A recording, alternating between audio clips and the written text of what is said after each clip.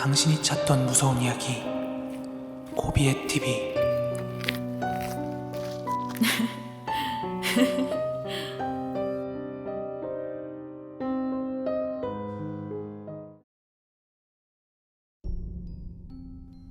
(2022년 11월 21일) 고비의 TV 공포라디오입니다.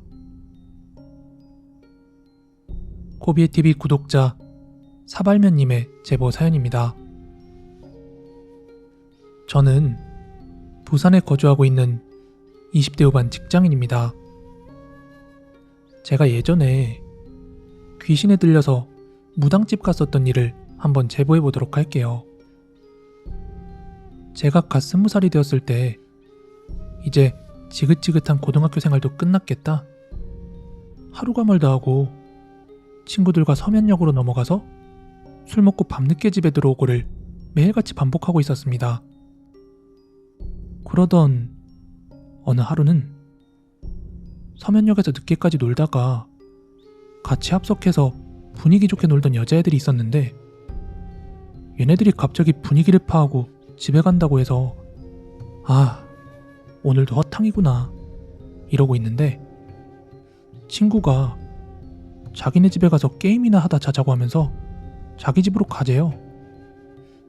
그래서 새벽바람 좀 맞으면서 술도 좀 깨고 할 겸 당시 친구네 집이 서면 근처의 점포동이라고 거기 언덕 중간에 있는 집이라서 그 점포동까지 걸어가기로 했습니다. 그때 친구네 집은 한 번도 가본 적이 없었지만 수능 끝나고 자기 방을 게임방처럼 만들어놨다고 해서 약간 기대심을 가지고 출발을 했죠. 그렇게 한참을 걸어서 친구네 집을 한 50m 정도 남겨두고 있을 쯤 친구가 어느 좁은 골목 틈에 담벼락 같은 벽을 하나 가리키면서 저한테 이러더군요. 야, 우리 동네 사람들 저기서 귀신 엄청 많이 봤대. 손가락을 따라간 그곳은 담벼락이 아니라 네모반 듯한 건물이었는데 이게 창고인지 집인지는 잘 모르겠는데 벽도 죄다 금이가 있고 벽 색이 다 바를 정도로 낡아서 되게 오랫동안 방치된 것처럼 보였고 좌우로 여닫는 창문이 하나 달려있더군요. 나도 건너 들은 이야기인데 저 창문 안에서 누가 쳐다보고 있는 걸 봤다더라. 그래서 저는 친구한테 저기 아무도 없는 집 맞아? 하고 물어보자 상태를 보면 모르겠냐며 빈 곳이 맞다고 했습니다. 빈집이면 열어봐도 문제가 안 될 거라고 생각한 저는 그 집으로 다가가서 작은 창문 달려있다고 그랬죠. 그 창문으로 다가가서 창문을 오른쪽으로 쭉 밀었습니다. 그런데 이게 잠겨 있어서 안 열린다기보다는 오랫동안 녹이 슬어서 그런 건지 되게 뻑뻑하게 아주 천천히 열리더군요. 그 끽 소리와 함께요. 친구는 뒤에서 저한테 야, 이 미친놈아 그걸 왜 열어? 이러면서 웃고 있었고요. 그렇게 기어코 그 창문을 열고 나자 그 안쪽은 너무 어두워서 아무것도 보이지 않았고 그 특유의 진한 먼지와 곰팡이 냄새가 제 코를 찔러왔습니다. 그래서 역겹다. 가자. 여긴 귀신도 못 살아. 이러면서 다시 친구네 집을 향해 걷기 시작했습니다. 친구는 어떻게 저 창문을 열어볼 생각을 했냐면서 막 그렇게 서로 낄낄거리면서 걷고 있었는데 당시 새벽 2시가 다 된 시간이라서 골목에 사람 하나도 없었거든요. 그런데 어디서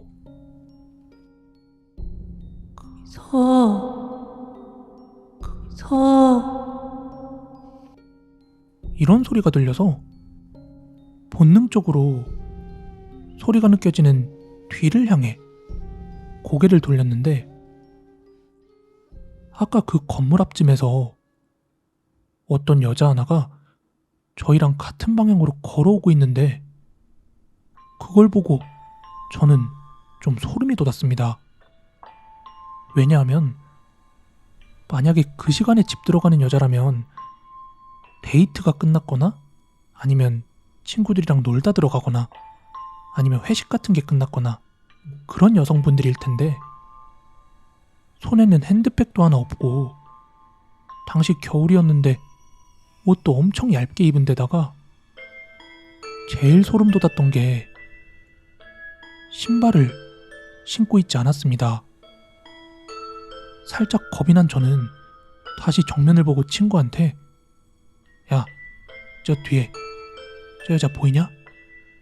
이렇게 물었는데 친구는 너 일부러 장난치냐? 하면서 뒤를 돌아보더니 있긴 뭐가 있어 이러면서 전혀 믿지 않았습니다.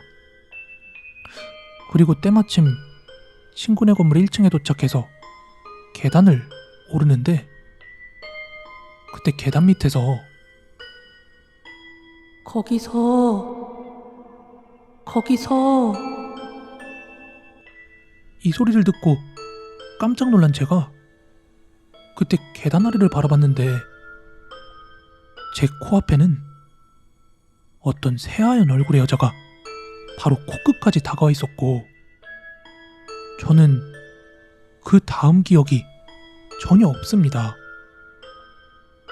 제 의식이 돌아온 건 3일 뒤였습니다.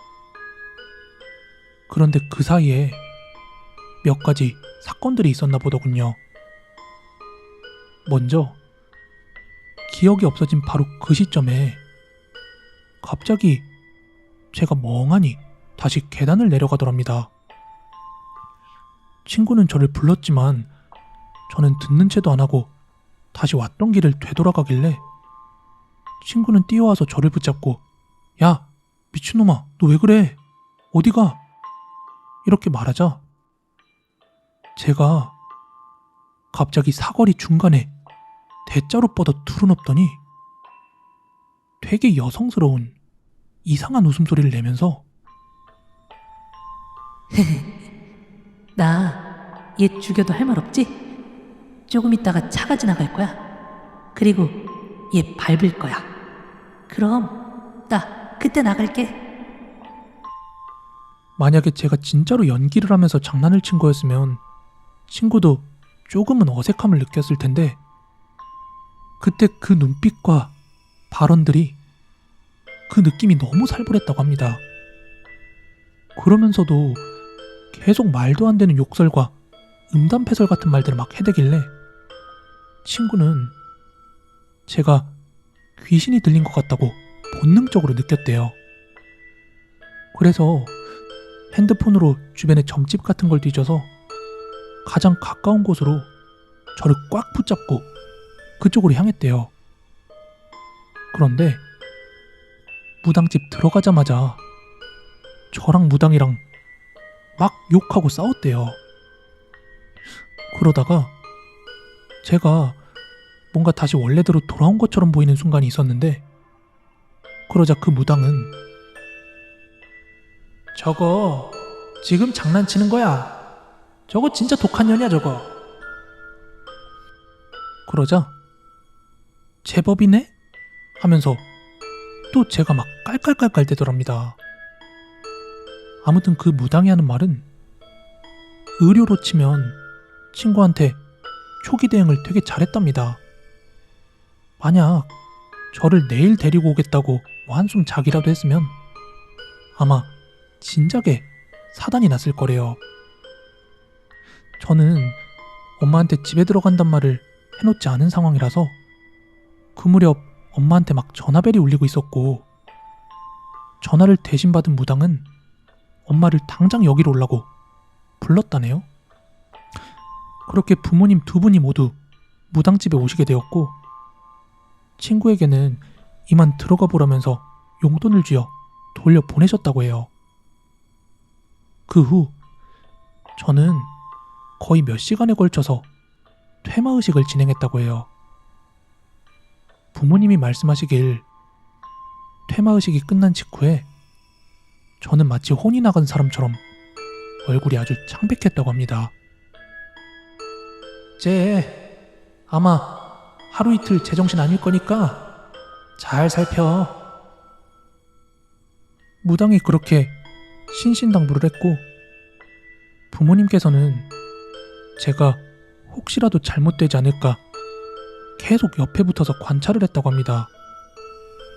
그런데 정말 다행히도 3일 뒤 저는 온전히 제정신이 돌아왔는데 그간의 일들을 친구와 부모님으로부터 듣고 나서야 알게 되었습니다. 들으면서도 참 믿기 어려웠지만 저는 제가 정신을 잃기 전 그 마지막 순간에 그 여자 귀신의 얼굴이 아직까지도 기억이 납니다.